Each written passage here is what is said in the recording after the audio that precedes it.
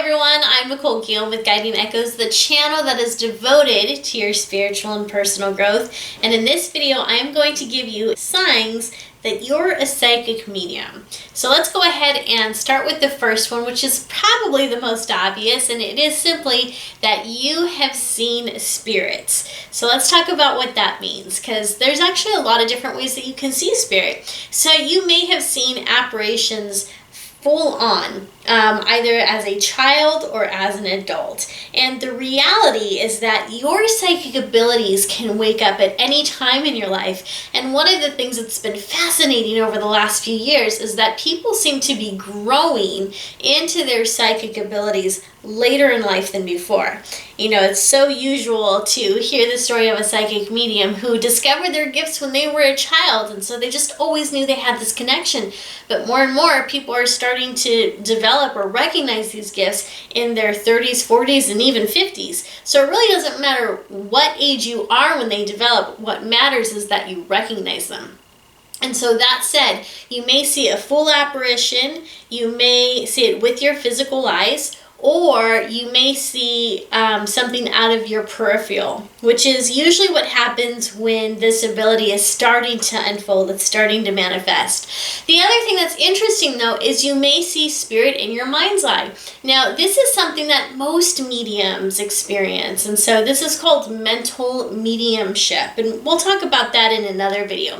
But for now, I just want you to know that if you have ever seen spirit either in your mind's eye or with your physical eyes, then that is a clear sign that you're a psychic medium.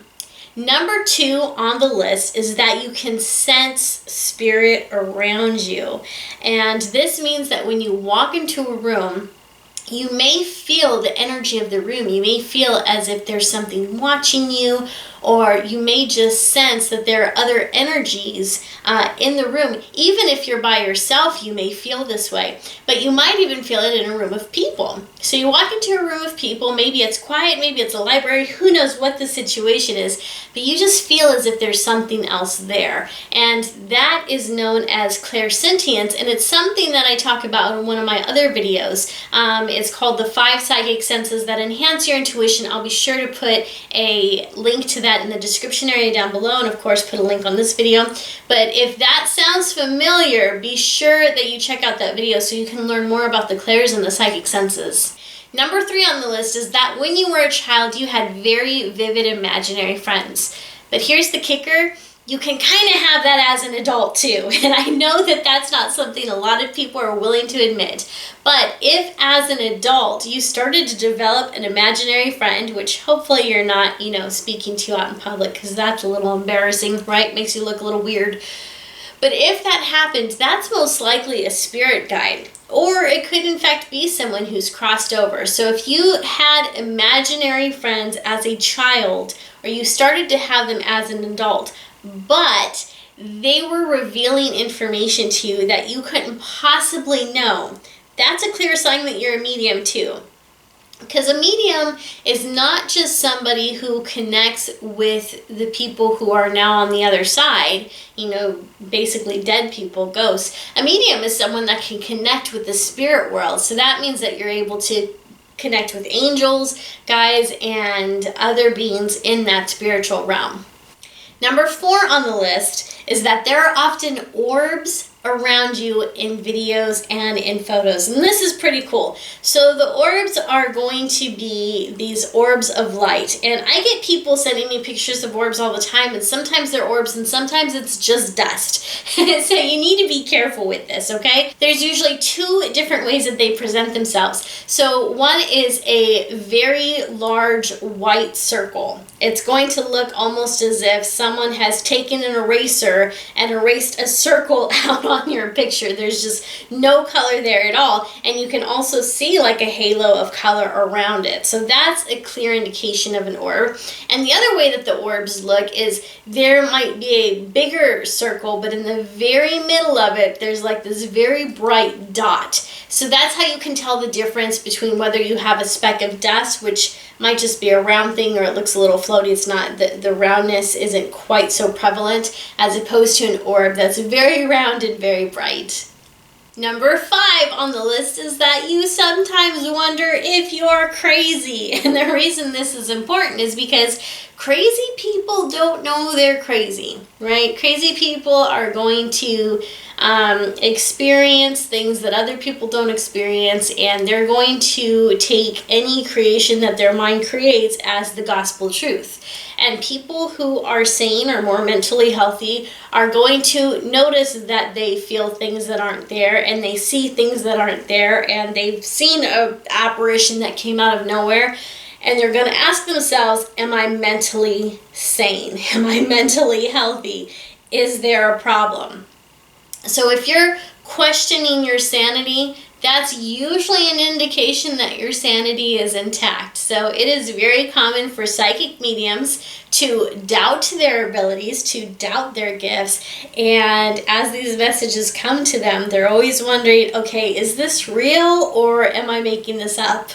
Next on the list is you hear voices that other people don't hear, or you just hear voices when no one else is around. And this is something that I've had happen to me frequently. And if you've ever been into a place that was haunted or had different energies, you probably experienced this too. But I remember going to a friend's house, and she had told me that her place was haunted and that there were spirits there. And I was at her place for about a week. And the first few days I was there, I hadn't experienced anything. I had seen some orbs in the guest room, and that was pretty cool. But aside from that, I hadn't seen anything else. I make that sound so casual, right? Like, oh, I saw orbs, it's no big deal. But when you're a psychic medium, you just get used to certain things. And so I was kind of hoping that maybe I'd see something or hear something. But for the first few days, it was nothing, just orbs. And I want to say it was my 5th or 6th day there. I heard 2 voices in the hallway, and I can't remember exactly what they were saying. It was 2 distinct male voices, and one of the males said, "Oops, sorry, didn't mean to bother you, Nicole." So this disembodied voice knew my name, called me out by name. So this was clearly an intelligent being that I want to say that I was working with, but I wasn't really working with it, but that I was interacting with. And I just thought to myself, wow, that is so cool. And of course, I didn't just take it at face value. I started walking into the hallway, looking in the bathrooms, and like calling out to Beth, "Beth, is anyone else here? Like, where did that voice come from?" TV was off, there were no radios on. There was no other place that voice could have come from. So anyways, that was a pretty interesting experience, and it was the first time I had heard 2 clear voices so distinctly, and it was really just amazing. So in that case, there was no one else around to validate whether they had heard it or not, and at that case, I knew I had heard it, so I don't know, maybe I'm a little crazy because I didn't question it at that point. I'm just like, I know what I heard, it said my name, and plus my friend Beth had already told me that her place was haunted, and so since she'd experienced similar things in that home, she had kind of already pre-validated for me that yes, those type of things happen in her house. So for you, a very common instance might be that you hear your name when no one else is around. And typically this will happen when you're alone or when you're in bed. Either you're about to wake up or you're falling asleep and you're kind of in that twilight stage. And that's when your mind is most susceptible to energies, and that's actually when it's easiest for spirit to speak to us and easiest for us to hear it. Number 7 on the list is that you have vivid dreams that seem very significant. And so these dreams are going to be very rich in symbolism. I still remember some of the dreams that I had as a teenager or in my early 20s because they were so vivid, they were so vibrant, and they were emotionally charged. And as a psychic medium, your brain and your mind and your conscious mind and your subconscious mind is constantly unraveling the different meaning of messages because you are always being bombarded by, well, I shouldn't say always, but you're being bombarded by messages when you're awake and when you're asleep. And again, when you're asleep, that's when it's easiest for spirit to communicate with you. And they do that through, images and of course sound, talking to us and providing different audio stimuli while we're asleep. So if you have very vivid dreams and when you wake up in the morning, you know that that dream meant something, that is a clear spirit communication. Now, it may not be communication from a loved one who's crossed over. It may be communication from your spirit guides or your angels or the universe or whatever deities you believe in.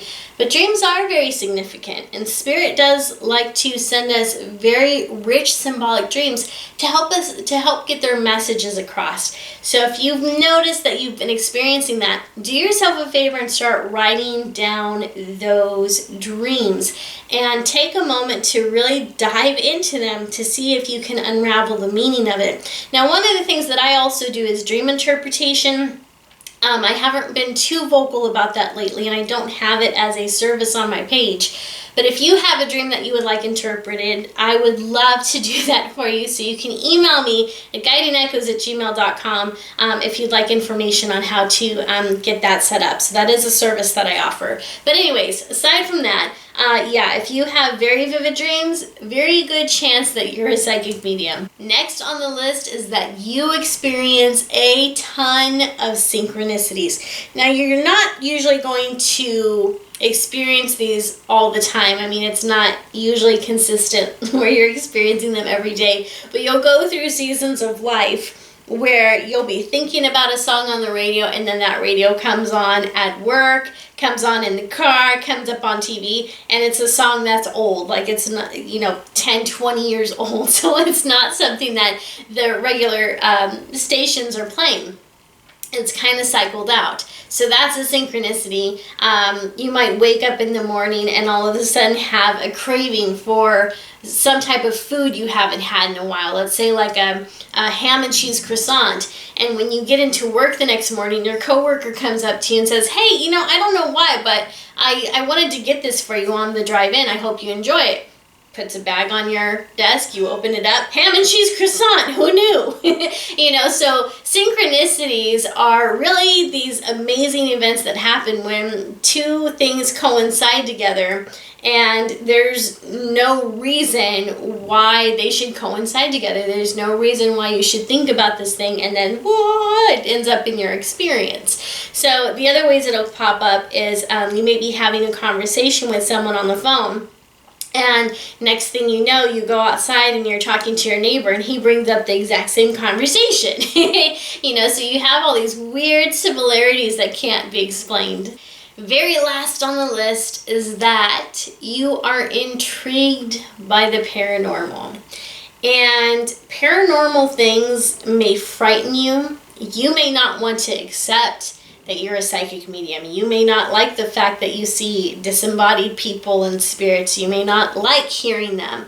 All of this may frighten you, but you still feel intrigued by it, which means that you might enjoy shows like Ghost Hunters or Long Island Medium, any type of paranormal shows that are out there, even though maybe you're thinking, I don't know if this stuff is real or not, but it's fascinating, I can't get enough of it. That's a sign that you're a psychic medium, because as a psychic medium, you have this desire to connect with other mediums, okay? And so that's what your interest in the paranormal is. And then also, there's a part of you that wants to understand what's happening to you. You want to understand what to do with this gift, what it means, how you can maybe strengthen it, if that's something you're interested in, or if your gifts do in fact scare you, you probably want to learn how you can maybe quiet them down a little bit.